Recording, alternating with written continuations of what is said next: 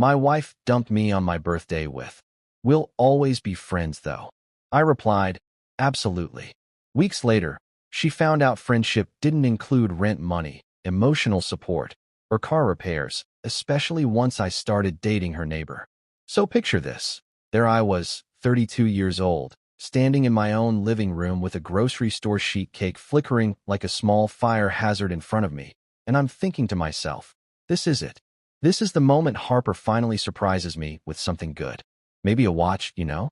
One of those classy ones that makes you look like you've got your life together even when you're just checking how late you are to everything. Or maybe she'd booked us a trip somewhere tropical where the biggest decision I'd have to make was whether to get the fish tacos or the shrimp tacos. I'm a simple man with simple dreams, and honestly, after 5 years of marriage where my birthday gifts had ranged from socks to a Costco-sized bottle of multivitamins, I figured the universe owed me something decent. The pizza boxes were stacked on the counter like the Leaning Tower of pepperoni, and I'd already eaten 3 slices because nobody else was showing up to this party. Harper had said she wanted it to be intimate this year, which I thought meant romantic. Turns out it meant she didn't want witnesses to what was about to go down.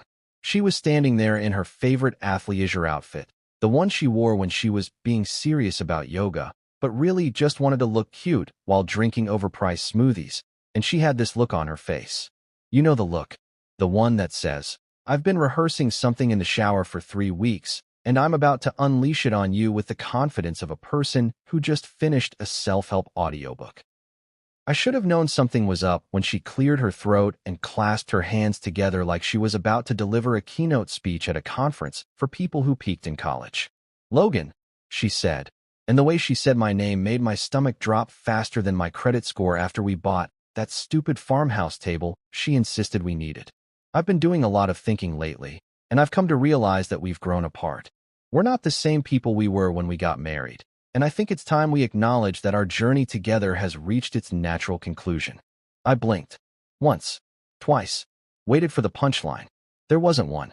She kept going, and I swear to God, she hit every single breakup cliché like she was going down a checklist. "It's not you, it's me." Check. "I need to find myself." Check. "You deserve someone who can give you what you need." Check, check, and check. She even threw in something about embracing my authentic self and honoring my truth, which made me want to ask her what self-help guru she'd been binge-watching on YouTube at 2 in the morning, but I kept my mouth shut because honestly, I was too stunned to form words. The candles on my birthday cake were melting into the frosting by this point, little rivers of wax creating abstract art that somehow felt like a metaphor for my marriage. She wrapped up her TED Talk with the classic closer, delivered with the kind of earnest eye contact that people use when they're trying to convince you they're doing you a favor. "But Logan, we'll always be friends though." Friends. Friends. The woman who'd promised to be my partner through sickness and health, for richer or poorer, till death do us part, was now offering me the same social contract I had with the guy who delivered my Amazon packages. I felt my brain short-circuit for a second, like when you accidentally bite into tinfoil, but then something clicked. Maybe it was shock.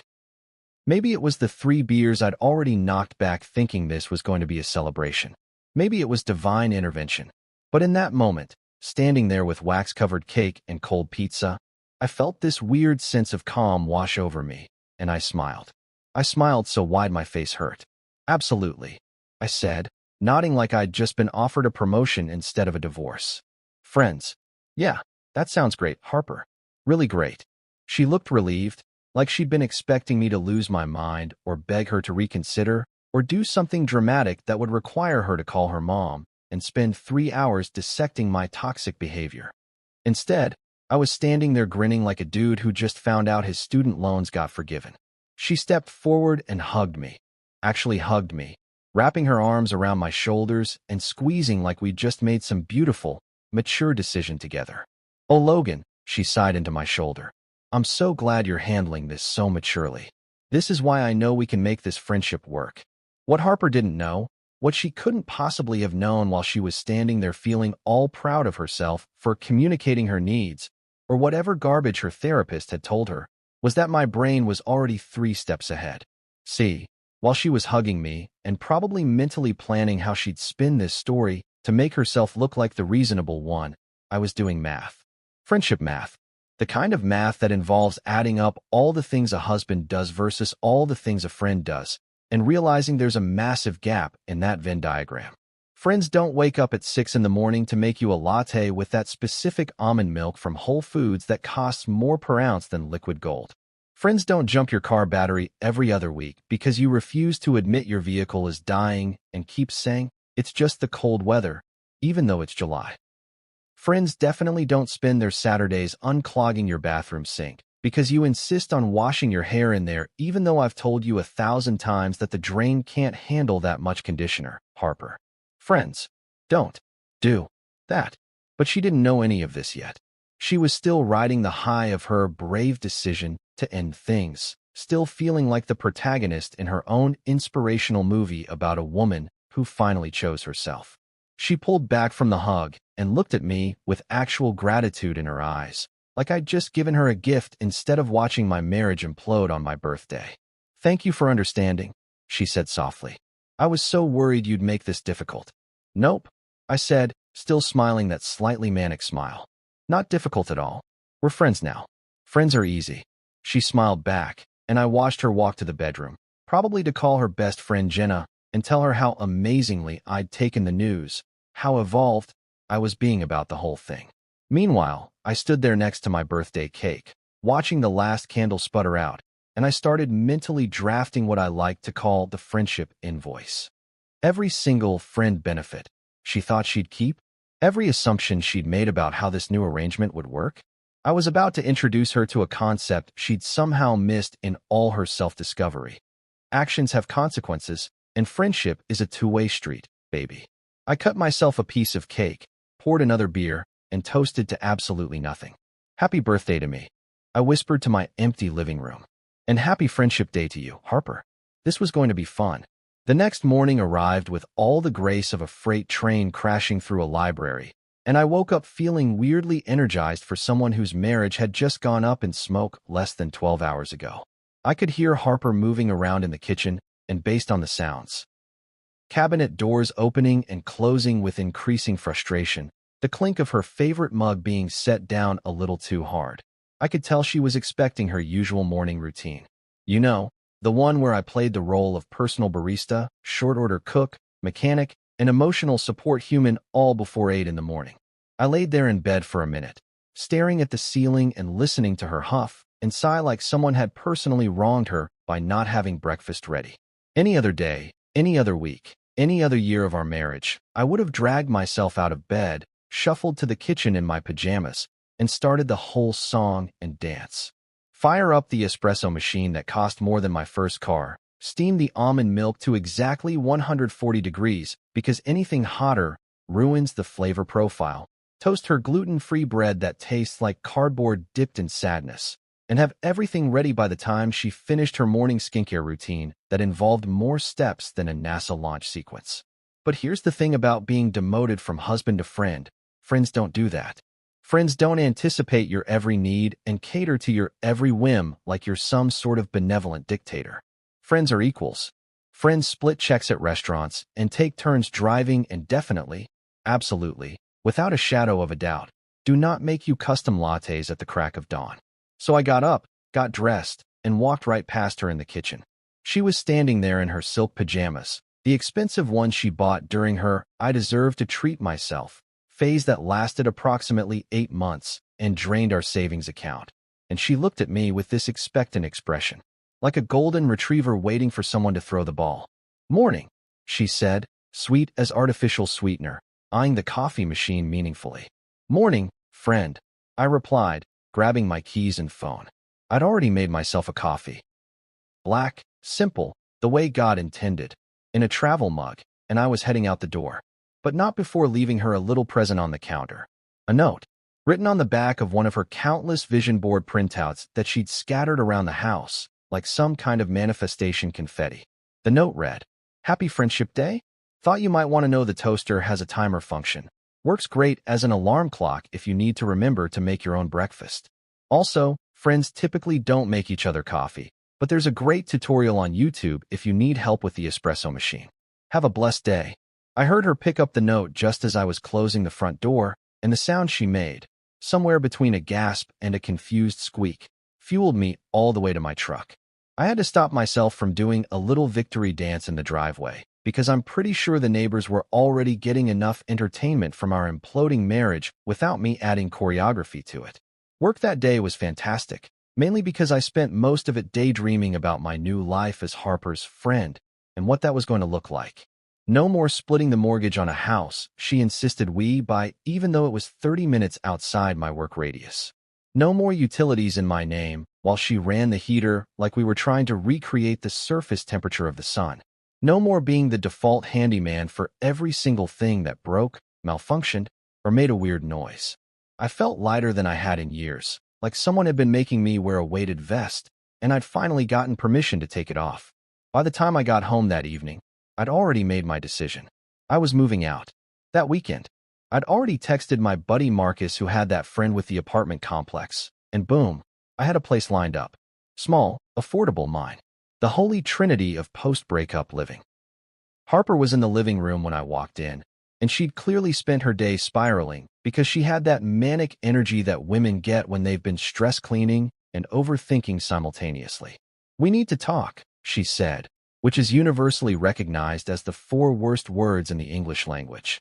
"Sure, friend," I said, dropping my keys in the bowl by the door, a bowl she'd made in a pottery class she attended twice before deciding it wasn't her passion. "What's up?" "I've been thinking about logistics," she started, and I could tell she'd prepared talking points. Probably bullet points. Possibly a PowerPoint presentation if I gave her enough time. "And I think the best thing is for us to continue living here together until we figure things out. It doesn't make sense financially for either of us to move out right now, and we're adults. We can handle this maturely." I nodded along like I was actually considering this absolutely insane proposal. "That's a really interesting perspective, Harper. But here's the thing. I've already found a new place, and I'm moving out this weekend." Her face did this thing where it kind of froze, like her brain was buffering. "You what? You can't just move out on me." "As your friend," I said, and I'm not gonna lie, I was really starting to enjoy that phrase. I totally can. Friends don't share mortgages, Harper. Friends don't co-sign leases.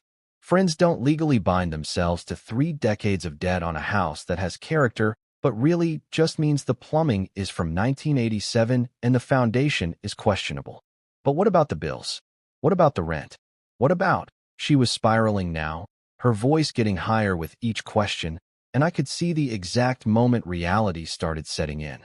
The reality that this house, with its farmhouse aesthetic and Instagram-worthy kitchen that she never actually cooked in, ran on more than just good vibes and scented candles from Target.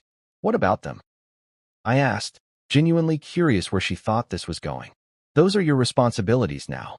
"Well, your half was always your responsibility, but I'm guessing you thought friendship meant I'd just keep covering everything while you figured out your authentic self, or whatever." The look on her face was absolutely priceless, and I'm talking the kind of priceless that art collectors would mortgage their souls for. It was confusion mixed with indignation, stirred together with a healthy dose of "this is not how I thought this would go." She legitimately looked like someone who'd just been told that Starbucks was permanently closing all locations, and she'd never again be able to order a Vinny iced caramel macchiato with extra caramel drizzle, oat milk, and 2 pumps of vanilla while taking a selfie with the cup. "You're being completely unreasonable," she finally managed to sputter out. "I thought you said we'd be friends." "We are friends," I said, grabbing a beer from the fridge, my beer that I'd bought, with my money, from my grocery run that I'd done by myself because Harper thought grocery shopping was boring. And friends respect each other's boundaries and independence. So I'm independently choosing to move out and respect your boundary of not wanting to be married to me anymore. See how that works? It's beautiful, really. Very mature of us. I cracked open the beer and walked past her toward my bedroom, soon to be my former bedroom, leaving her standing there with her mouth slightly open like a fish trying to understand algebra. "I'll start packing tonight," I called over my shoulder. "Don't worry, though. I'll leave you the good furniture. You know, as a friend." That night, I packed with the efficiency of a man who'd been given a get-out-of-jail-free card and wasn't about to waste it. Every item that went into a box felt like dropping an anchor I'd been carrying. Her problem now, her mortgage, her utilities, her character, housed with its quirky issues that would need someone handy to fix them.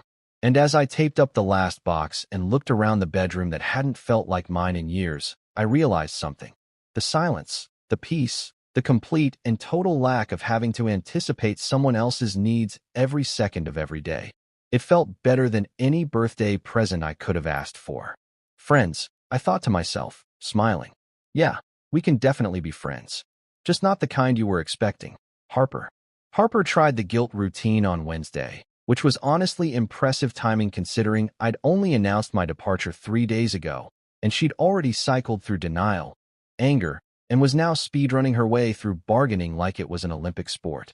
I was in the garage, boxing up my tools, the good ones, the ones I'd collected over years of being the designated fix-it guy for literally everything in her life, when she appeared in the doorway looking like she'd just finished filming a sad montage for a rom-com. "Logan," she said, and her voice had that tremble in it that she used to use when she wanted me to cancel guys' night or agree to visit her parents for the 3rd weekend in a row. "We need to talk about what you're doing here." I looked up from the wrench set I was wrapping in newspaper. "I'm packing my tools." Pretty self-explanatory, really. This is the socket set.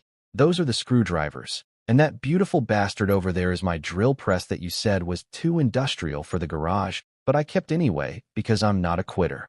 "That's not what I mean," she said, stepping into the garage like she was entering a crime scene. "I mean emotionally. You're abandoning me emotionally. You said you'd always support me, that you'd always be there for me, and now you're just leaving?" And there it was, the emotional support card. The trump card she'd been holding on to, probably since the moment she realized that just friends didn't come with the same benefits package as legally bound husband. I had to give her credit. She'd really thought this through. Break up with the guy, keep all the perks, lose none of the responsibilities. It was a hell of a business model, just not one that was going to work on me anymore. I stood up, wiped my hands on my jeans, and gave her my biggest, brightest smile. The kind of smile that said, "I'm about to ruin your entire argument and enjoy every second of it." "Harper, I absolutely said I'd always support you emotionally. You're right about that. But here's the thing, and I really need you to hear me on this. That was as a husband. That was part of the marriage subscription plan. Premium tier. All access pass. But we're not married anymore, remember? You downgraded us to the basic friendship package, and that comes with significantly fewer features." Her face went through about 15 different expressions in 3 seconds, which was genuinely entertaining to watch. Confusion, indignation, more confusion, a flash of anger, back to confusion. "That's not. You can't just. Friendship isn't a subscription service, Logan." "Isn't it, though?" I asked, leaning against my workbench like I was about to deliver a lecture at a university for people who make terrible decisions. Think about it. Marriage is premium. You get emotional support, financial support, physical support, someone to listen to your work drama, even though you've told the same story about Karen from accounting like 40 times. Friends? Friends get the highlights reel. Friends get the "hey, how's it going" texts and maybe a beer every couple of months. Friends do not, and I cannot stress this enough, get unlimited access to my emotional labor. She just stared at me like I'd started speaking ancient Greek. "This is insane. You're being insane." Am I, though? Or am I just setting healthy boundaries in our new friendship? I went back to packing my tools, wrapping each one with the care of a man who knew he'd need them in his new, Harper-free life. See, when you're married, you sign up for the whole package. Good times, bad times. Hey, can you kill this spider? It's the size of a Buick times. But friends? Friends have limits. Friends have boundaries. Friends definitely don't provide 24/7 emotional support like some kind of therapeutic vending machine. I could see her brain trying to find a counterargument, watching the gears turn as she attempted to logic her way out of the corner she'd painted herself into. But I thought, you're a good person, Logan. Good people don't just abandon their friends when they need support. "You're absolutely right," I said, turning to face her with a socket wrench still in my hand. "I am a good person, which is why, as your friend, I'm going to be honest with you instead of pretending everything's fine. Here's your emotional support for the day. You're going to need to figure out how to handle your own problems now. You're going to need to learn how to fix things when they break, how to manage a household budget, how to deal with stress without having someone else absorb it all for you." That's not me being mean. That's me being a real friend and telling you the truth. She looked like she wanted to cry, and part of me, the part that had been married to her for 5 years, almost felt bad. Almost. But then I remembered every time she'd called me at work because she couldn't figure out how to reset the router. Every time she'd had a bad day and expected me to drop everything and provide immediate emotional tree-off. Every time she'd treated my time, my energy, and my emotional bandwidth like an unlimited resource that existed solely for her consumption. "When are you moving out?" she asked quietly, and I could tell she was trying a different approach. The defeated, sad approach. The one that was supposed to make me feel guilty and reconsider. "Saturday morning," I replied, going back to my packing. "Marcus is bringing his truck. Should be out of here by noon." "This weekend? That's in 3 days." "Yep. Turns out when you're not emotionally attached to a situation anymore, you can make decisions really quickly. It's super efficient. You should try it sometime." Thursday came and went in a blur of packing and fielding increasingly desperate texts from Harper. Each one was a variation on the same theme. "Can we talk about this? Are you really doing this? This seems really sudden. I think you're making a mistake." I responded to exactly none of them, because friends don't owe each other immediate text responses. Friends can take their time. Friends can even leave messages on read if they're busy living their lives. Friday afternoon, I was loading boxes into my truck. Just a few things I wanted to take early, beat the rush, when Harper came outside with her phone in her hand, and that look on her face that said she'd just had what she thought was a brilliant idea. "The washing machine is making that noise again," she announced, like this was breaking news that required immediate attention. I loaded another box into the truck bed. "That sucks. Aren't you going to look at it?" "Nope. But you always fix the washing machine." "I always fix the washing machine as your husband," I corrected, securing the box with a bungee cord.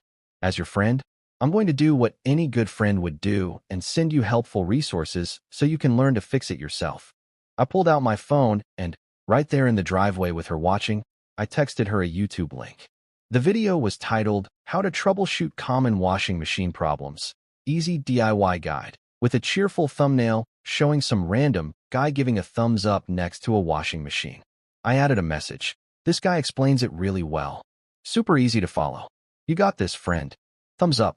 The look on her face when she heard her phone buzz and checked the message was worth every penny I'd spent on that washing machine repair 3 months ago. "You've got to be kidding me." "Not even a little bit," I said, loading another box. Friends send each other helpful tutorials. Friends empower each other to learn new skills. Friends don't enable learned helplessness by doing everything for each other. "See, I'm being a great friend right now." She stood there in the driveway, phone in hand, looking like someone who'd just realized that the participation trophy she'd been counting on was actually made of cardboard and regret. "I can't believe you're doing this." "Believe it," I said, closing the truck bed and dusting off my hands. "And hey, if you can't figure out the washing machine, there's always the laundromat on 5th Street. They're open till 9 on weekdays, 10 on weekends. Very reasonable prices. As your friend, I'm happy to provide recommendations." Saturday morning arrived with all the promise of a prison break, and I was up at dawn loading the rest of my stuff with the help of Marcus and his magnificent truck that could fit my entire life in 2 trips. Harper stayed in the bedroom with the door closed, which was probably for the best because I was in too good a mood to deal with any last-minute guilt trips or dramatic speeches. By 11:30, I was done. My keys, house keys, garage keys, the spare keys she'd insisted we make, just in case, were on the kitchen counter next to a note that said, "Thanks for everything. Good luck with the washing machine. Your friend, Logan." My half of the rent was officially canceled. The utilities that had been in my name were switched off, with notifications sent to the landlord that I was off the lease effective immediately.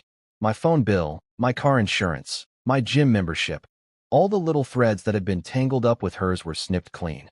I stood in the driveway for a minute, looking at the house that had been my prison for the last 2 years, since we'd moved in and Harper had started treating me more like a maintenance crew than a partner. And I felt nothing. No sadness, no regret, no second thoughts. Just pure, unadulterated relief. The kind of relief you feel when you finally set down something heavy you've been carrying for way too long. Marcus clapped me on the shoulder.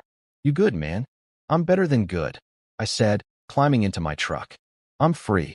And as I drove away, With all my worldly possessions secured in the back and absolutely zero obligations waiting for me at my new place, the silence was so good it felt like therapy.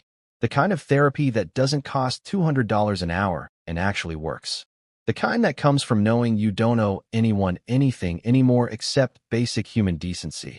And even that's negotiable, depending on how they treat you. Harper wanted friendship. She got it, just not the version she'd imagined. 3 days into my new life, I was living like a king. And by king, I mean I was eating cereal for dinner in my underwear, while watching whatever I wanted on TV without someone sighing dramatically every 5 minutes because I wasn't emotionally present during her reality shows about people who flip houses but mostly just argue with each other. My apartment was small, sure, but it was mine. No passive-aggressive notes about leaving dishes in the sink. No surprise visits from Harper's mom, who always looked at me like I was personally responsible for global warming. Just me, my cereal, and the beautiful sound of absolutely nothing demanding my attention. Then my phone rang. Harper's name lit up the screen like a warning signal, and I briefly considered letting it go to voicemail, but curiosity got the better of me. Plus, I was feeling pretty good about my boundaries, and I figured this could be entertaining. "What's up, friend?" I answered, mid-bite of Cinnamon Toast Crunch. "Logan." Her voice came through the phone at a pitch that could probably shatter glass. "The rent's due." I swallowed my cereal, took a sip of milk straight from the bowl because I could do that now and nobody was around to judge me, and responded with the calmest voice I could muster. "Okay, so pay it." "What do you mean pay it?" "We always split the rent." "We did split the rent," I confirmed, setting down my bowl and settling deeper into my couch. My couch, from my apartment, in my space. Past tense. When we were married. But I moved out, remember? That whole thing where I packed all my stuff and left? That was me removing myself from the rent situation, both literally and financially. There was a silence on the other end that lasted so long, I actually checked to see if the call had dropped. It hadn't. She was just processing, which apparently took a while when reality didn't match up with the fantasy version of events she'd constructed in her head. "You can't just. I can't afford this place on my own, Logan." "As your friend," I said, and man, this phrase was really becoming my favorite thing in the English language. "I fully support your independence and your journey to financial self-sufficiency. You can do this. I believe in you." "This isn't funny. I'm not laughing," I said, which was technically true even though I was absolutely grinning like an idiot. "I'm being completely serious. You wanted to end our marriage, which is fine. That's your choice. But marriages come with financial partnerships. Friendships don't. Friends don't co-sign on each other's rent. Friends don't cover each other's living expenses. Friends maybe split an appetizer at Applebee's if they're feeling generous. But this isn't fair. You're being completely unfair." And there it was. The fairness argument. The one that people always pull out when they realize that their actions have consequences and they don't like those consequences very much. I could have gone easy on her. I could have been the bigger person and helped her out, spotted her some cash, made this transition easier. But here's the thing about being the bigger person all the time. Eventually, your back hurts from carrying everyone else's weight. "Harper, let me explain something to you about fairness," I said, setting down my cereal bowl and standing up to pace around my tiny living room. Fairness was us being married and splitting responsibilities equally. Fairness was me working my ass off while also doing most of the household maintenance, the cooking, the shopping, and providing emotional support whenever you needed it. Fairness was me jumping through hoops to make you happy while you focused on finding yourself, or whatever that meant. You know what's not fair? Breaking up with someone and then expecting them to keep all the same responsibilities without any of the benefits. That's not fair. That's insane. She was crying now. I could hear it in her breathing, the little hiccups she got when she was really upset. Old Logan would have immediately backpedaled, apologized, figured out a way to fix this, and make her feel better. New Logan? New Logan stayed on his couch and finished his cereal. "You said you'd always be there for me," she sobbed, playing the greatest hits album of our relationship. "I said a lot of things when I thought we were building a life together," I replied. "But you decided you wanted something different. So now we're friends, and friends have boundaries. Friends have their own apartments and their own rent and their own responsibilities. Welcome to friendship, Harper. It's a lot less convenient than marriage. But hey, you're finding yourself, right? This is all part of the journey." She hung up on me.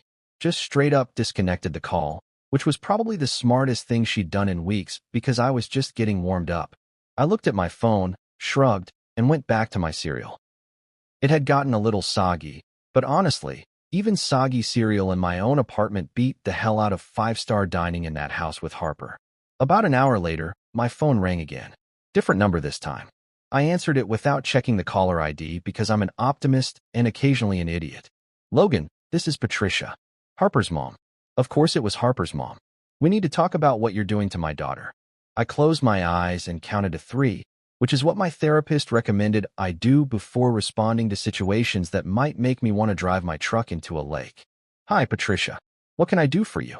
You can stop abandoning Harper like this. She's devastated, Logan. She called me crying about the rent, and I can't believe you're being so cruel about this whole situation. Cruel, I repeated, letting the word hang in the air for a second. Patricia, with all due respect, and I mean that as genuinely as I can while talking to someone who's calling to yell at me about a situation they don't fully understand. Harper broke up with me. She ended our marriage. She wanted to be friends. I'm respecting her decision and adjusting our relationship accordingly. But you can't just leave her high and dry like this. Ma'am, I said, and I was using my customer service voice now, the one I used when dealing with particularly difficult clients at work. I'm not leaving her high and dry. I'm leaving her to manage her own adult responsibilities like an adult. She has a job. She has income. She has the same capabilities as any other functioning adult to figure out how to pay her bills. What she doesn't have anymore is a husband who will subsidize her lifestyle while she figures out what she wants to do with her life. That's not how family works. You're absolutely right. I agreed. That's not how family works. But we're not family anymore. Harper made that very clear when she broke up with me. We're friends now. And friends. You can't abandon her like this. Patricia was in full mama bear mode now, which I understood on some level. Nobody wants to see their kid struggling. But Harper wasn't a kid. She was a 30-year-old woman who'd made a choice without thinking through the practical implications, and now she was facing those implications head-on. I'm not abandoning anyone, I said, and I was starting to lose patience now. I'm setting boundaries. Harper decided she didn't want to be married anymore, which is fine. That's her choice to make. But she doesn't get to keep all the benefits of being married while I get none of them. That's not how this works. That's not how any of this works. You're being selfish. No, Patricia, I'm being fair. Harper wanted independence, and I'm giving her independence. She wanted to find herself, and I'm giving her the space to do that. What I'm not doing is continuing to play the role of provider, protector, and personal assistant while she treats me like a convenient accessory she can keep around for when things get hard. But she needs you. She needed a husband. I corrected. She has a friend. And friends, Patricia, support each other emotionally, but not financially. Friends encourage each other to grow and learn and become self-sufficient. So that's what I'm doing. I'm being the best friend I can be by letting Harper figure this out on her own. There was a long pause, and then Patricia said something I wasn't expecting. You're not the man I thought you were. You're right, I said. I'm not. The man you thought I was would have rolled over and accepted whatever scraps of affection and respect Harper was willing to throw my way while continuing to support her in every possible sense. But that man was miserable, Patricia. That man was dying a slow death of resentment and unappreciated effort. This man is actually happy for the first time in years. She hung up on me too. Apparently, it was genetic. I sat there on my couch, in my quiet apartment, with my soggy cereal and my clear conscience, and I realized something. Every phone call, every guilt trip, every attempt to make me feel bad about setting boundaries just confirmed that I'd made the right decision. These people didn't miss me. They missed what I provided. They missed the convenience of having someone around who would solve all their problems without complaint. My phone buzzed with a text from Harper. I can't believe you talked to my mother like that. You're being incredibly childish. I typed back. Friends sometimes disagree with their friends' parents. It happens. Good luck with the rent situation. Maybe check Craigslist for a roommate. I hear there are lots of options. She didn't respond, which meant she was either too angry to form words or she was finally starting to understand that the gravy train had left the station and I wasn't selling tickets anymore. I finished my cereal, rinsed out the bowl, and looked around my apartment. It wasn't much. The walls were still bare. I was using a folding chair as a nightstand, and my bed was basically just a mattress on the floor until I could afford a proper frame. But it was mine. Every single square foot of it was mine, earned with my money, maintained by my effort, and completely free of people who only valued me for what I could do for them. My phone buzzed again. Another text from Harper. Fine. Be that way. But don't come crying to me when you realize what you've lost.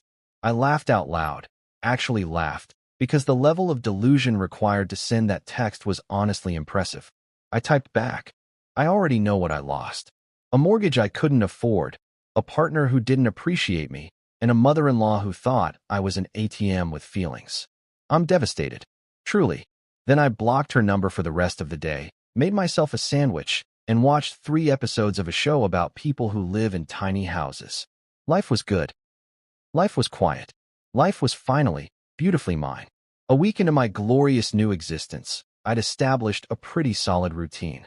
Wake up whenever I wanted, make coffee without having to steam some fancy milk substitute, go to work, come home, and do absolutely nothing for nobody. It was therapeutic in a way that no amount of couples counseling had ever been. Turns out the best way to fix a broken relationship is to not be in it anymore. Revolutionary concept, I know. Then the calls started. Not just calls, a full-blown campaign of emergencies that all somehow required my immediate attention despite the fact that I no longer lived there and had exactly zero obligation to help. It was like Harper had compiled a list of every possible household disaster and was working through them alphabetically, hoping that eventually something would crack my resolve and I'd come running back like a well-trained golden retriever. Monday morning, 7:30 a.m., my phone lit up. Harper's name flashing across the screen like a warning siren.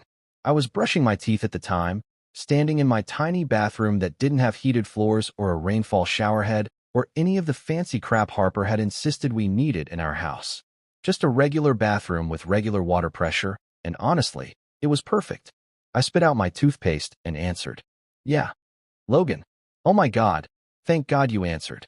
Her voice was at that pitch that suggested either someone was dying or she'd seen a spider.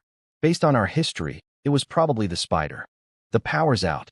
Like, completely out. I don't know what to do. I rinsed my mouth, dried my face, and walked back into my bedroom to finish getting dressed. Have you checked the breaker box? The what? The breaker box. It's in the garage, gray metal box on the wall, probably has a bunch of switches in it. Sometimes they trip and you just need to flip them back. There was a pause. I don't know what that is. Harper, we've lived in that house for 2 years. I've shown you the breaker box at least 4 times. This was actually true. I'd given her a full house tutorial when we moved in, shown her where everything was, how everything worked, specifically so we wouldn't have moments like this. She'd been on her phone the entire time, probably scrolling through Instagram or texting her friends about how adulting is so hard. Well, I don't remember. Can you just come over and fix it? I pulled a shirt over my head and checked myself in the mirror. Looking good, feeling better. Nope. What do you mean, nope? I mean, no, I cannot come over and fix it. I have a job I need to get to, and also, we're not married anymore, remember? Friends don't typically handle each other's electrical issues. But I need help. And as your friend, I'm helping you by empowering you to solve this yourself. Go to the garage, find the gray box, look for any switches that are pointing the opposite direction from the others, flip them back. Boom. Power restored. You can do this. This is ridiculous. You're being ridiculous. I'm being a great friend, actually. I'm teaching you valuable life skills. You should thank me. I grabbed my keys and wallet. Good luck with the breaker box. I hung up before she could respond, and I'm not gonna lie, I felt like a superhero. Not the kind that saves people from burning buildings, but the kind that saves himself from being used as free labor. That's a different kind of heroism, but it counts. Wednesday afternoon, I was at work, elbow deep in an engine repair, when my phone started buzzing in my pocket. I ignored it the first time, and the second time. By the third time, my coworker Jake looked over and said, "You gonna get that, man? Sounds urgent." I wiped my hands on a rag and checked my phone. 6 missed calls from Harper. 6. I called her back, already knowing this was going to be good. Finally, she practically screamed into the phone. "I've been calling you for 20 minutes. I was working. You know, that thing people do to earn money to pay their bills. What's the emergency? The car won't start. I turn the key and it just makes this clicking noise and nothing happens. I walked over to the break room for some privacy, mainly because I knew I was about to say something that would make me laugh, and I didn't need my coworkers thinking I was losing it. Okay, so what do you want me to do about it? Come fix it. You always know what to do with car stuff. Harper, I'm at work. I'm literally at my job, fixing other people's cars, for money. I can't just leave to come fix yours. But I need my car. I have to get to work. As your friend, I said, cracking open a soda from the vending machine, I'd recommend calling AAA, or a tow truck, or using one of those rideshare apps that everyone else in America uses when their car doesn't work. Uber, Lyft, public transportation. The options are endless, really. I don't have AAA. Well, that sounds like a you problem. Probably should have thought about that before you broke up with the guy who had AAA and would have helped you with stuff like this. You're enjoying this, aren't you? Immensely, I admitted, because why lie? Look, I gotta get back to work. But here's a pro tip. If the car's making a clicking noise, it's probably the battery. You can call any mechanic shop and they'll come jump it for you. Or you can ask one of your neighbors. That's what friends do, right? Help each other out. She hung up on me. I was starting to collect hang-ups like Pokemon cards. Gotta catch 'em all. Thursday evening, I was cooking dinner. Actual dinner, with vegetables and everything. Because it turns out cooking for yourself is way more enjoyable when nobody's critiquing your seasoning choices. When my phone rang again, I almost didn't answer, but curiosity is my weakness. What now? The internet's not working. Harper sounded defeated, like she'd been fighting a war and losing badly. Have you tried turning the router off and on again? Yes, I've tried everything. Have you called the internet company? They said it would be a 45-minute wait time. So wait 45 minutes. That's literally their job. They get paid to help you with this stuff. But you could just come over and... No, you didn't even let me finish. Didn't need to. The answer is no. Harper, I need you to understand something, and I'm going to say this as clearly as I can. I am not your personal IT guy. I'm not your handyman. I'm not your emergency contact for every minor inconvenience that happens in your life. We're friends now, and friends don't provide 24/7 technical support. Friends help each other. You're right, friends do help each other. But there's a difference between helping and being taken advantage of. When we were married, I helped you with everything because that's what partners do. But you didn't want a partner anymore. You wanted to be friends. So now you get friend-level help, which is me telling you to call the professionals who are actually paid to deal with this stuff. Silence on the other end. I could practically hear the gears turning in her head, trying to figure out what argument to use next. I miss you, she finally said, and her voice was soft, vulnerable, the way it used to sound when we first started dating and everything was still good between us. No, you don't, I said, not unkindly. You miss having someone around to fix all your problems. There's a difference. That's not fair. Life's not fair, Harper. But here's what is fair. You made a choice, and choices have consequences. You wanted independence, and independence means figuring stuff out on your own sometimes. It means sitting on hold with the internet company for 45 minutes. It means learning how to check a breaker box, or jump a car battery, or, I don't know, using Google like the rest of humanity when you don't know how to do something. I heard her sniffle, and part of me, the part that had loved her once upon a time, felt a little bad. But the bigger part of me, the part that had spent years being underappreciated and taken for granted, stood firm. I have to go, she said quietly. My 45 minutes is probably almost up. Good luck with the internet, I said, and I meant it. Not in a sarcastic way, but in a genuine, I hope you figure this out because you're an adult human who should be capable of handling basic household issues kind of way. Friday was blissfully quiet. No calls, no texts, no emergencies. I went to work, came home, ordered pizza, and watched a movie without anyone asking me to pause it every 5 minutes to explain the plot or discuss the deeper meaning of the protagonist's character arc. It was peaceful in a way that I'd forgotten was possible. Saturday morning, I was sleeping in. Actually sleeping in, past 9 a.m., like a decadent lazy person who had no obligations and no one to answer to, when my phone buzzed with a text. I grabbed it, still half asleep, and saw Harper's name. The message read, "Washing machine is flooding. Water everywhere. Help." I looked at the message, looked at my ceiling, looked back at the message. Then I typed out my response with the careful precision of a man who had finally learned where his boundaries were and how to defend them. YouTube, How to turn off water supply to washing machine. It's the valve behind the machine. Righty-tighty, lefty-loosey. You got this, champ. Thumbs up. Then I turned my phone on silent, rolled over, and went back to sleep. Because friends help friends learn how to help themselves, and I was being the best friend I could possibly be by letting Harper figure out that adulting is hard, but it's a lot harder when you push away the person who was making it easier. When I woke up later, there was a long paragraph text from Harper about how I was the worst person she'd ever met, and how she couldn't believe she'd wasted 5 years on me.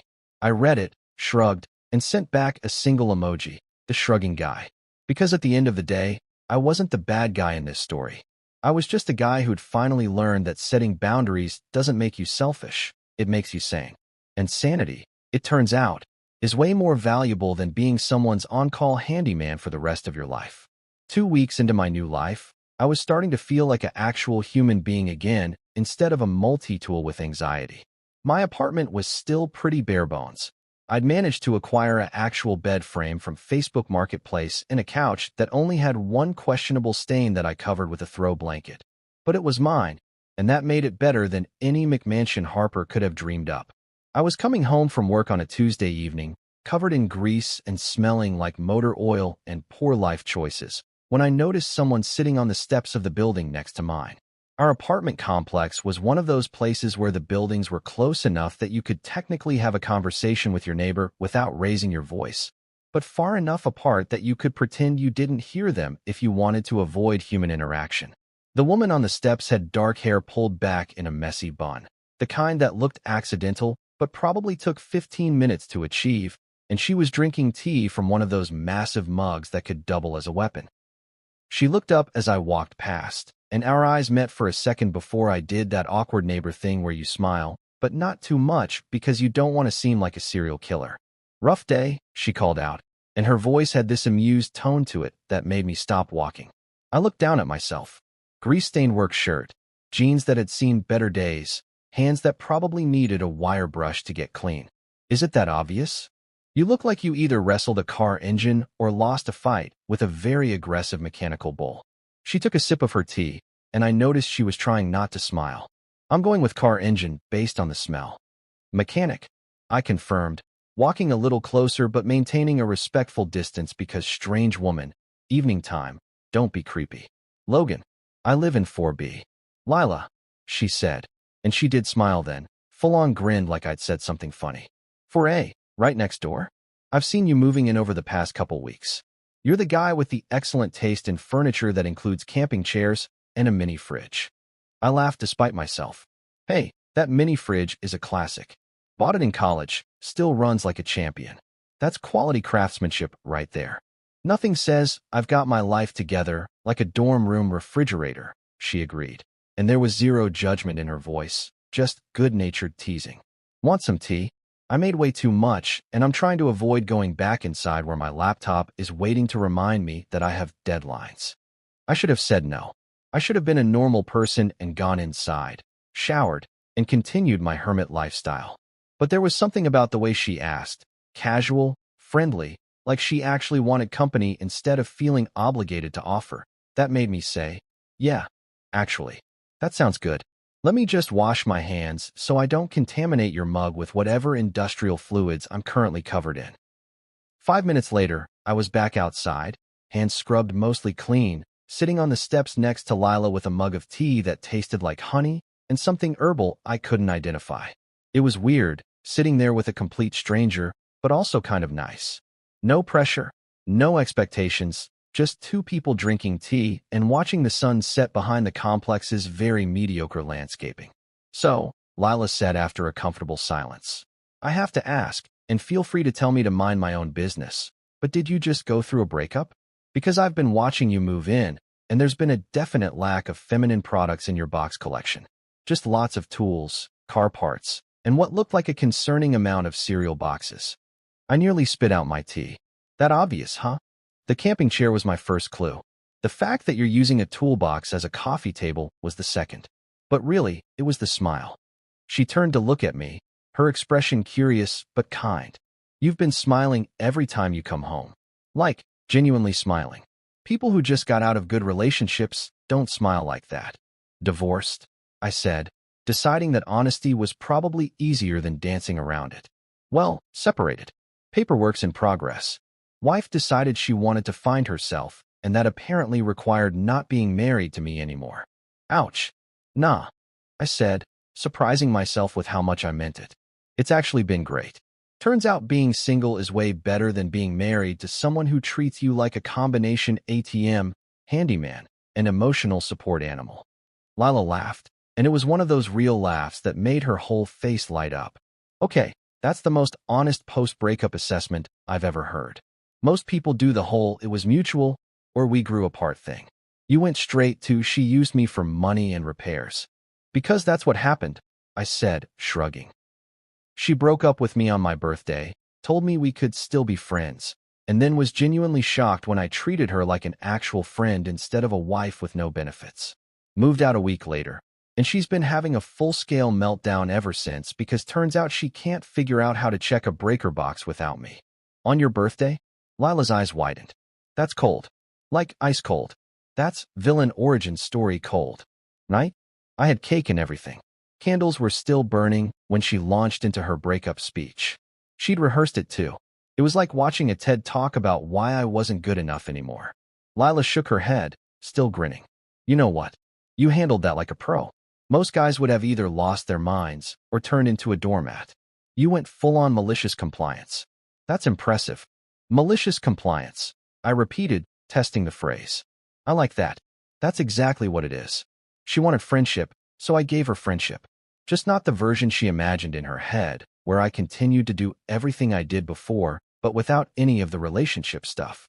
Let me guess, Lila said, leaning back on her elbows and looking way too comfortable for someone sitting on concrete steps. She keeps calling you with emergencies that aren't actually emergencies? Every single day. I counted on my fingers. Power's out, car won't start, internet's down, washing machine's flooding. I've become a human Google search, except instead of solutions, I just send her YouTube links and tell her to figure it out. That's beautiful, Lila said, and she sounded like she genuinely meant it. That's the kind of petty revenge that doesn't actually hurt anyone, but teaches a valuable lesson. You're like a Zen master of boundaries. Zen master of boundaries, I laughed. That's going on my business cards. Right under recovering husband. How long were you married? 5 years. Together for 7. And honestly, the first 2 years were great. Then we bought the house, and she started treating me more like staff than a partner. Every conversation became a task list. Every day off became a list of projects she needed me to complete. I don't think she said thank you in the last year of our marriage.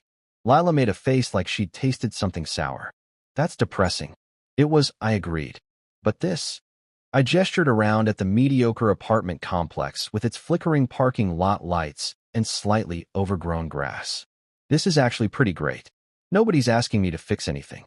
Nobody's mad at me for not reading their mind. Nobody's disappointed that I'm not living up to some impossible standard they set without telling me. To freedom, Lila said, raising her mug. To freedom, I echoed, clinking my mug against hers. And to neighbors who don't judge you for having camping chairs. Oh, I'm definitely judging you for the camping chairs, she said, grinning. But in like an affectionate way. They show character. Poor judgment, but character. We sat there for another hour, talking about nothing important and everything at once. She told me she was a freelance graphic designer who worked from home and was currently procrastinating on a logo design for a company that sold organic dog food. I told her about my job at the shop, about Marcus and the guys I worked with, about how nice it was to come home to silence instead of a list of things I'd done wrong that day. You know what I noticed? Lila said as the sky turned from orange to purple. You haven't checked your phone once since you sat down. I pulled my phone out of my pocket and looked at the screen. 7 missed calls from Harper, 12 texts, and what looked like the beginning of an email. Huh, I didn't even feel it vibrate. You gonna check those? Nope, I said, putting the phone back in my pocket. It's probably just another emergency that isn't actually an emergency. She'll figure it out. Or she won't. Either way, it's not my problem anymore. I like you, Lila said decisively. You're funny, you're self-aware, and you don't seem like an axe murderer. That's like top 3 qualities in a neighbor. I like you too, I said, and I meant it. You make good tea, You don't ask intrusive questions disguised as concern, and you appreciate the aesthetic value of camping furniture. Also top 3 neighbor qualities. We should do this again, she said, standing up and stretching. The tea thing, I mean. Not the you covered in grease thing. Although I won't judge if that's your signature look. The tea thing sounds great, I agreed, standing up and handing her back the mug. Fair warning though, my ex lives like 20 minutes from here, and she's currently in the trying to guilt me into coming back phase of grief. So if you see a crazy woman banging on my door at weird hours, that's probably her. Noted, Lila said. If I see a crazy woman, I'll pretend I don't hear anything and maybe turn my music up. Plausible deniability. You really are the perfect neighbor. She laughed, and I headed back to my apartment feeling lighter than I had in months. It was weird how a simple conversation with a stranger could remind you that there were still good people in the world. People who didn't want anything from you except maybe some company and conversation. People who laughed at your jokes instead of sighing like you'd personally disappointed them. As I unlocked my door and stepped into my sparse but peaceful apartment, I realized something. This was the first time since the divorce that I'd thought about the future with something resembling optimism. Not because I was planning some grand revenge or waiting for Harper to realize what she'd lost, but because I'd just spent an hour with someone who treated me like an actual person instead of a problem to be fixed or a resource to be exploited. My phone buzzed with another text from Harper. I glanced at it. We need to talk. This is important. I typed back. Busy. Try Google. And then I turned off my phone completely, made myself a sandwich, and went to bed feeling like maybe, just maybe, things were going to be okay. 3 weeks after the Great Tea Summit with Lila, my life had developed a routine that didn't suck, which was honestly a huge upgrade from my previous existence. Work, home, occasional tea sessions with Lila that had evolved into full-on hangouts, and absolutely zero emergency calls from Harper because I'd started letting them all go to voicemail. It was peaceful. It was calm. It was everything I'd been missing during 5 years of marriage to a woman who thought self-care meant making everyone else's life harder. Meanwhile, Harper was apparently having what I can only describe as a complete infrastructure collapse. I know this because Marcus, my buddy from work who still lived in the old neighborhood, had been giving me updates that I didn't ask for, but secretly enjoyed. Dude, Marcus said one day during lunch break, biting into a sandwich the size of a small child. Your ex put up an ad looking for a roommate. Have you seen this thing? It's insane. He pulled out his phone and showed me the posting. I started reading and immediately began choking on my own sandwich. Roommate wanted, the ad screamed in all caps, because apparently Harper had discovered the internet equivalent of yelling. Must be, financially stable, handy with repairs, good with technology, emotionally mature, quiet, clean, and willing to help with household tasks. Must have own transportation and be available for occasional emergency situations. Prefer someone calm under pressure who can handle home maintenance issues. I read it twice to make sure I wasn't hallucinating. This isn't a roommate ad, I said, showing it to Jake who'd walked over to see what we were laughing about. This is a job posting. She's literally trying to hire another me. Available for occasional emergency situations, Jake read out loud, barely containing his laughter. What kind of emergencies? Like, the Wi-Fi is down and I don't know how to restart a router emergencies? Exactly those emergencies, I confirmed. She's looking for someone who will basically be her husband without any of the husband benefits. Good luck with that, Harper. Marcus nearly spit out his soda. How much is she offering to pay this person? Let's see. I scrolled down. Split rent, split utilities. So she wants someone to pay half the rent and be her personal handyman, tech support, and emotional stability coordinator. That's not a roommate. That's a sucker. How many responses has she gotten? Jake asked. I checked the ad. Posted 3 days ago. 0 responses. None. Absolutely none. Turns out people can spot a bad deal when they see one. The 3 of us stood there in the break room, looking at this sad, desperate ad, and I felt something I hadn't expected. Not satisfaction, not vindication, but just nothing. No anger, no bitterness, no desire to gloat. Just a kind of distant pity for someone who'd thrown away something good because she thought she could do better and was now discovering that better didn't exist. You good, man? Marcus asked, probably noticing that I'd gone quiet. Yeah, I said, and I meant it. I'm actually great. I just realized that I don't care anymore. Like, at all. She can figure it out or not figure it out. Either way, it's not my circus and definitely not my monkeys.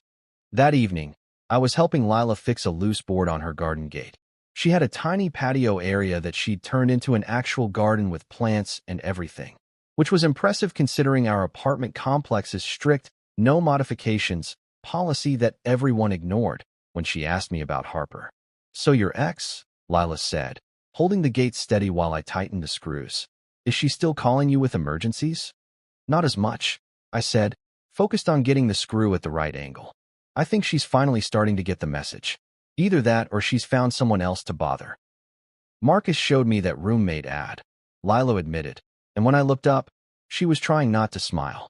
That was something. Must be emotionally mature and good with home repairs.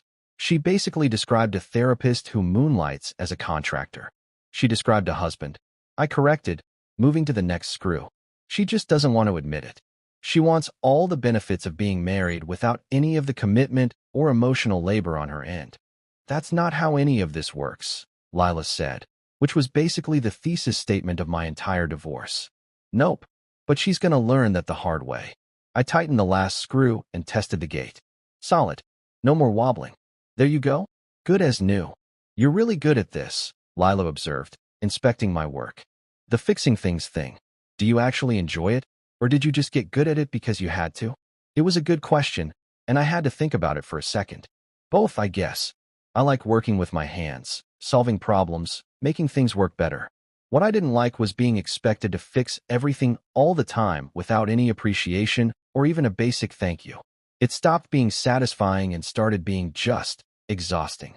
"That makes sense," Lila said, and we walked back to her patio where she'd set up 2 chairs and made lemonade because apparently she was the kind of person who just made lemonade on random weeknights like it was a normal thing to do. "You know what the difference is between you helping me with my gate and you helping Harper with whatever crisis she was having?" "What?" I asked, and I said thank you. "And I'm making you lemonade because I appreciate it." She handed me a glass. "It's not that complicated. People just forget that appreciation is part of the deal." I took a sip of the lemonade. It was perfect. Not too sweet, not too tart, just right. "This is really good. See? Appreciation. It's a revolutionary concept." She settled into her chair, looking way too pleased with herself. "Also, I made cookies earlier. They're inside if you want some." "You made cookies?" Procrastination baking. I had a deadline, so naturally I decided to make snickerdoodles instead of working. It's a disease, really. I laughed, and it struck me how easy this was. Sitting on a patio, drinking lemonade, talking about nothing important with someone who didn't need anything from me except maybe some company and conversation. When was the last time I'd felt this relaxed around another person? Probably college, before adult responsibilities and bad marriages had turned life into a series of obligations and disappointments. "You're doing it again," Lila said, watching me with those observant eyes that noticed way too much. "Doing what?" "Smiling like you just won the lottery. You do that a lot lately." "That's because I kind of did win the lottery," I said. "The divorce lottery. The getting out before it got worse lottery. The finding out that life is actually pretty good when you're not in a toxic relationship lottery. Those are all the same lottery," she pointed out. "Yeah, but I'm really, really grateful for it, so I'm counting it multiple times." We sat there as the sun went down, and she told me about the dog food logo she was still procrastinating on, and I told her about this classic Mustang that had come into the shop that was basically automotive art. Normal conversation. Easy conversation. The kind where you don't have to watch what you say or worry about accidentally triggering some emotional landmine you didn't know existed. "Can I ask you something?" Lila said after a while. "Sure. Do you ever miss it?" Not her, specifically, but like being with someone. I thought about it, really thought about it. I missed the idea of what I thought I had. The partnership, the companionship, the having someone to share stuff with. But the actual reality of what I had. No. I don't miss being taken for granted. I don't miss feeling like an employee in my own marriage. I don't miss the constant criticism disguised as helpful feedback. "That's fair," Lila said. "I just wanted to make sure you weren't one of those guys who swears off relationships forever and becomes weird and bitter about it." "Nah," I said. "I'm not swearing off relationships. I'm just way more selective now about who I spend my time and energy on."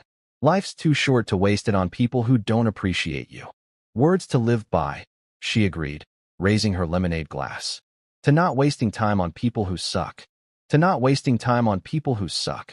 I echoed, clinking my glass against hers. My phone buzzed in my pocket. I pulled it out and saw Harper's name. The text read, "I saw you posted something on Facebook about fixing a gate. Are you dating someone?" I stared at the message for a second, trying to figure out when I'd supposedly posted anything on Facebook, which I barely used. Then I realized, Marcus. Marcus must have posted something about me helping Lila. Or maybe Jake had.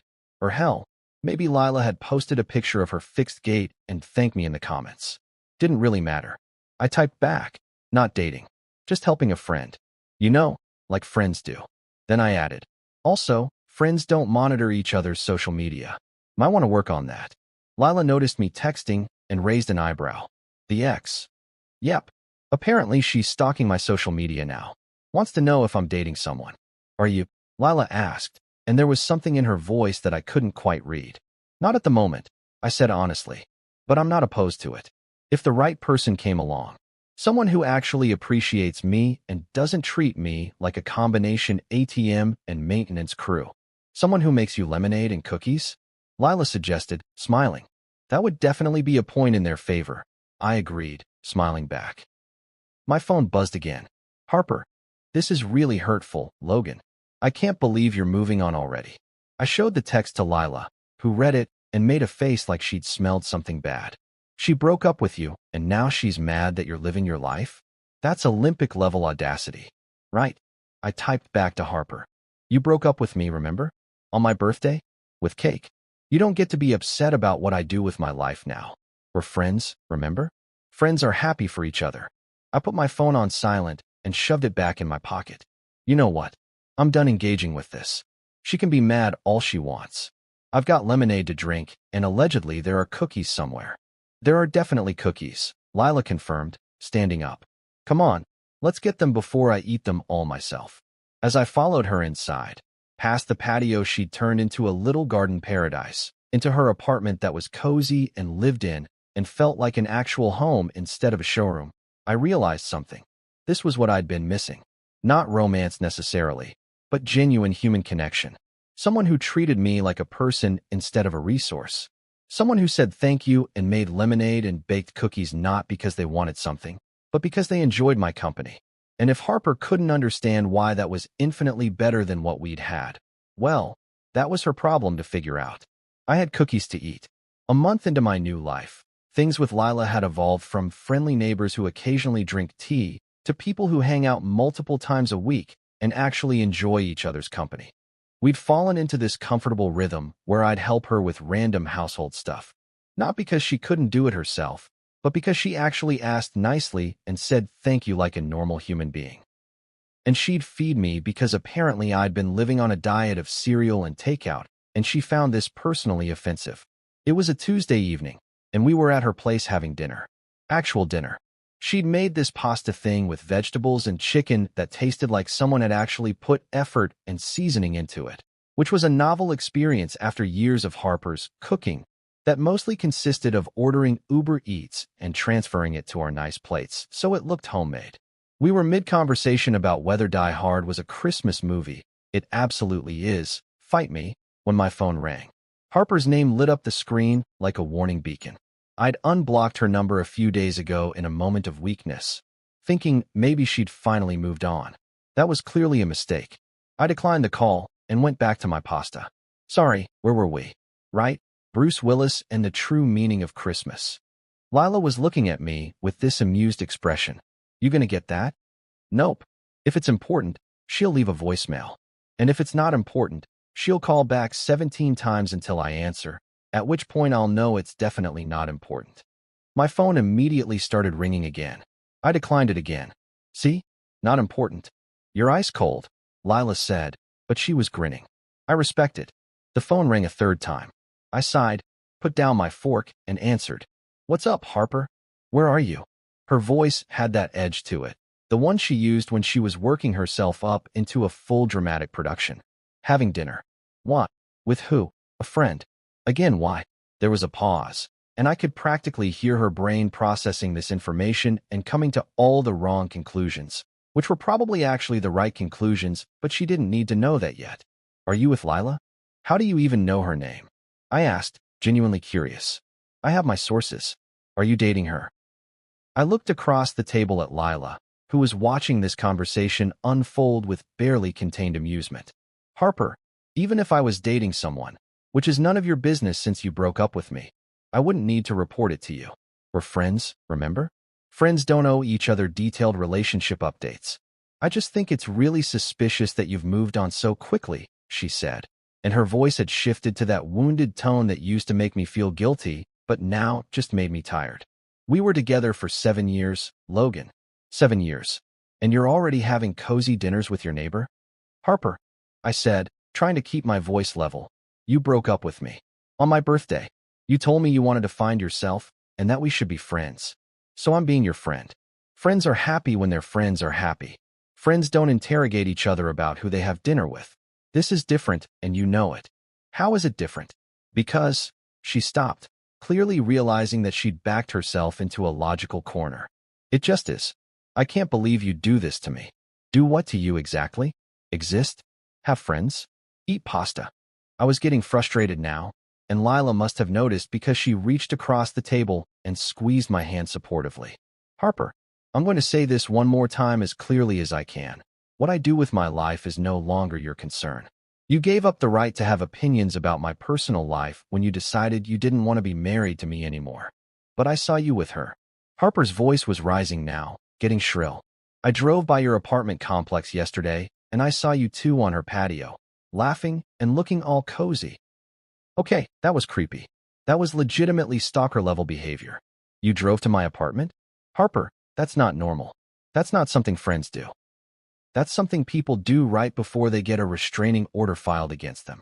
I wasn't stalking you. I was in the area. My apartment is 30 minutes from where you live. You weren't in the area. You specifically drove there to spy on me. That's stalking, Harper. That's the literal definition of stalking. Silence on the other end. Then, so you were dating her. Even if I was, and I'm not confirming or denying anything because, again, none of your business. You have zero right to be upset about it. You left me. You ended our marriage. You told me we'd be better as friends. Friends don't get jealous when their friends date other people. We only broke up a month ago. You broke up with me a month ago. I corrected. I'm guessing you'd been mentally checked out of this relationship for way longer than that. So don't act like I'm the bad guy here for moving on with my life. I heard her sniffle, and despite everything, despite all the frustration and anger and exhaustion, I felt a tiny pang of something that might have been sympathy. But then I remembered every emergency call, every guilt trip, every expectation that I'd continue to be her personal assistant without any of the benefits of being her partner, and that sympathy evaporated like water on hot asphalt. I have to go, I said. My pasta's getting cold. Have a good night, Harper. I hung up before she could respond and looked at Lila, who was trying very hard not to laugh. I'm sorry, I said. That was incredibly awkward, and you shouldn't have had to witness it. Are you kidding? That was amazing, Lila said, letting the laughter out. You handled that perfectly. Firm boundaries, no wavering. And you called her out on the stalking thing, which was honestly pretty creepy. She drove by my apartment to spy on me. I said, still processing that particular detail. That's insane, right? That's objectively insane behavior. Completely insane, Lila confirmed. Also, for the record, your pasta is not getting cold because I put it in the microwave when you were on the phone. I'm very considerate like that. You're the best, I said, and I meant it.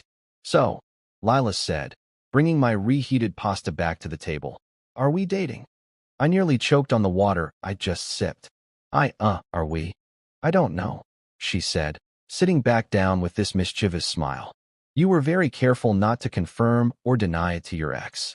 I'm curious what the actual answer is. I said, trying to figure out how to navigate this conversation without making a complete idiot of myself. I like you. A lot. I like spending time with you. I like that you make me lemonade and feed me actual food and don't treat me like a combination ATM and repair service. But I also don't want to rush into anything or make you uncomfortable or... Logan, she interrupted, still smiling. I like you too. I have liked you since the tea thing. I was just waiting for you to figure out that moving on from your ex didn't make you a bad person. Oh, I said, feeling my face heat up like a teenager. That's good to know. So, she said, taking a bite of her pasta. Do you want to be dating? Like, officially? Or do you need more time? I thought about it for exactly half a second. Yeah, yes, I would like that. To be dating. Officially. Cool, Lila said, like we'd just decided what movie to watch instead of making an actual relationship decision. Now can we please finish this conversation about Die Hard? Because I have strong opinions, and you're wrong. We spent the rest of the evening debating Christmas movies, and at some point, I ended up on her couch with her leaning against me. And it felt so natural and easy and right that I couldn't believe I'd spent 5 years in a marriage where everything felt like work. My phone buzzed around 10 p.m. A text from Harper. I just saw you with Lila. Are you two really together? Wait, what? I looked at Lila, who checked her own phone and made a face. She's outside. She's literally parked outside right now watching your apartment. I got up and looked out the window.